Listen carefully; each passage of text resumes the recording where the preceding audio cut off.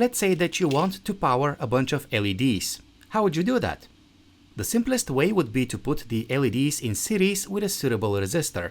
You find the optimal resistor value, wire up everything together, and you get a working circuit. However, this isn't the best LED circuit you can make. It is the cheapest and most basic, but it isn't the most reliable. For example, changing the voltage changes the current, so you either lose brightness or risk overloading the LEDs. Not to mention that finding the perfect resistance value isn't always easy. Thankfully, we have LED drivers to avoid these problems, and this is the simplest LED driver I have ever seen. It is not the most efficient, but it is cheap and easy to use. So I got a bunch to test and see how it performs.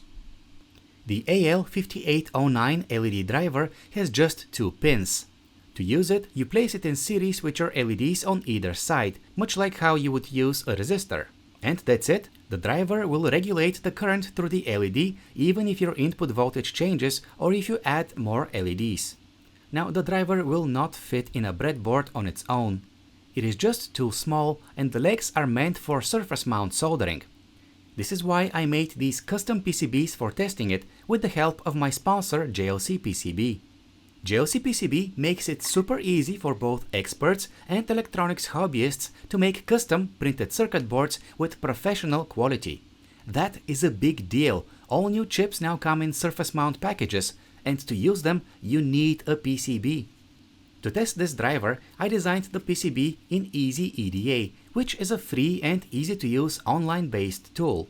Here I have pads for up to 3 LED drivers in parallel. I have also added spots for a power switch, pin headers, and a MOSFET in case I want to control the brightness of the LED. After designing the circuit board, I uploaded the project files to JLC PCB and ordered 5 PCBs for a cost of just $2. It doesn't get any cheaper than that. About a week later, I got the PCBs in the mail and they looked awesome, just as expected. So as you can see, making your own circuit board is easier and more affordable than ever thanks to JLC PCB. You can check them out at the link in the video description and take advantage of JLC PCB's special discount on 6-layer PCBs, with free via-in pad for more demanding projects. Alright, now let's make a circuit. This particular driver does not offer adjustable current. Instead, it is available in several different variants with fixed current of 15 to 150 milliamps, and you pick a driver version suitable for the LEDs you'll be driving. This is the 20 milliamp version and it's going to be a perfect match for these 20 milliamp white LEDs. But I've also got the 50 and 100 milliamp versions. I will test those later in the video. So first, the driver gets soldered in place.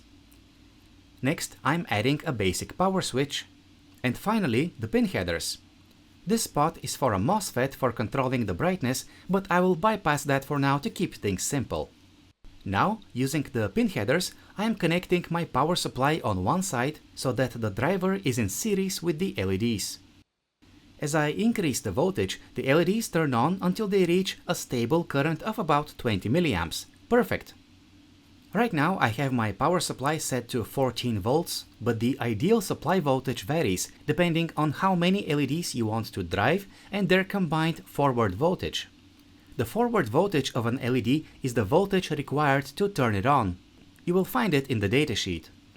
These 4 LEDs have a forward voltage of about 2.8 volts and they're connected in series, so the combined VF is 11.2 volts. But the driver itself requires another 2.5 volts to work properly, so to get the 20 milliamps I am aiming for, I need at least 13.7 volts on the input. What happens if we double the number of LEDs? Well, that doubles the forward voltage to about 22.4 volts. 22.4 plus 2.5 volts for the driver equals 24.9 volts minimum voltage to get 20 milliamps of current.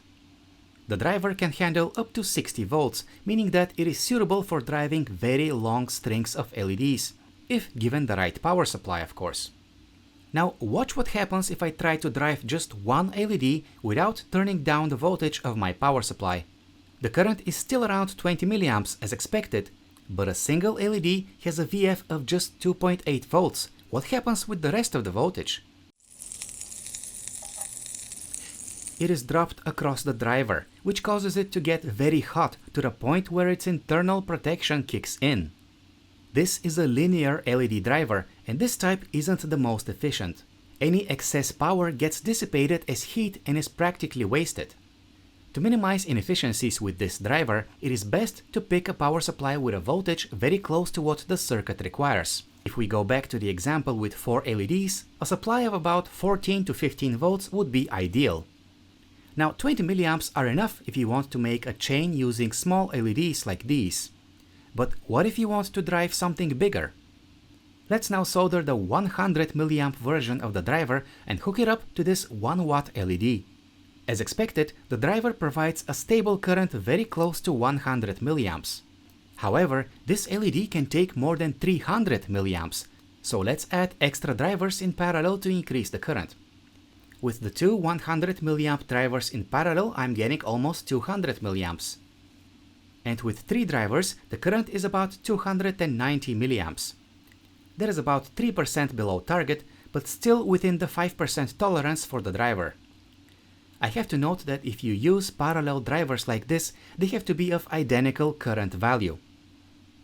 Okay, but what if we don't need all that brightness all the time? With this driver, we can implement a brightness control that uses pulse width modulation, or PWM for short. Here's what PWM signal looks like. It switches between on and off very rapidly, 500 times per second in this case, and the width of the pulse determines how bright the LED appears to be. I'm using an Arduino to generate the PWM signal and a potentiometer to adjust the pulse width. The signal controls a MOSFET on the PCB, which turns the LED on and off to control the brightness.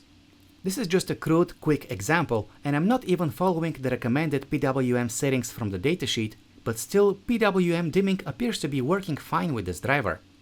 In conclusion, this appears to be a nice little LED driver. I like how simple it is to use, and it barely takes any space on the PCB. It can drive long strings of LEDs, and it can do PWM dimming, which is nice.